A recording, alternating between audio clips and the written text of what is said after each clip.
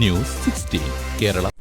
ഭാര്യയെ മയക്കുമരുന്ന് നൽകി അബോധാവസ്ഥയിലാക്കി ഭർത്താവ് 72 പേർക്ക് ബലാത്സംഗം ചെയ്യാൻ അവസരമൊരുക്കി.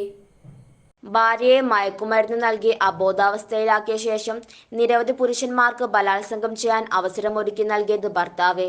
ഫ്രഞ്ച് സ്വദേശിയായ 72-കാരിക്കാണ് ദുരനുഭവമുണ്ടായത്. സംഭവത്തിൽ ഇരുവരുടെ 3 മക്കളും സാക്ഷികളായി കോടതിയിലെത്തി.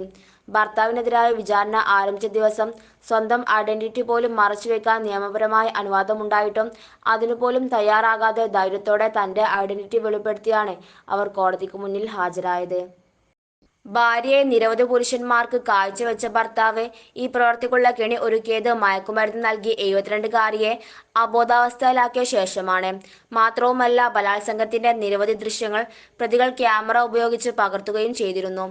ഇരയാകപ്പെട്ട സ്ത്രീക്ക് 59 വയസ്സ് മുതൽ 68 വയസ്സ് വരെ പ്രായമുള്ള സമയത്താണ് കുറ്റകൃത്യങ്ങൾ നടന്നത്. 2011 മുതൽ 2020 വരെയുള്ള കാലയളവിൽ 72 പുരുഷന്മാരിൽ നിന്ന് 92 തവണ ബലാത്സംഗത്തിന് അവർ ഇരയായിരുന്നു. കൊടിയ പീഡനവും നേരിടേണ്ടി വന്നിരുന്നു. ബലാത്സംഗ കേസുകളിൽ 51 പ്രതികളെ ഇതിനകം പോലീസ് തിരിച്ചറിഞ്ഞിട്ടുണ്ട്.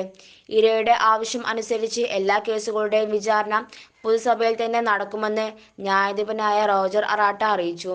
തന്റെ ഭർത്താവിന്റെ സഹായത്തോടെ ഒരു കൂട്ടം പുരുഷന്മാർ ചെയ്ത ക്രൂരകൃത്യം രഹസ്യ കോടതിയിൽ വിചാരണ നടത്താനുള്ള നിയമ ആനുകൂല്യം ഇരയ്ക്കുണ്ടായിരുന്നു.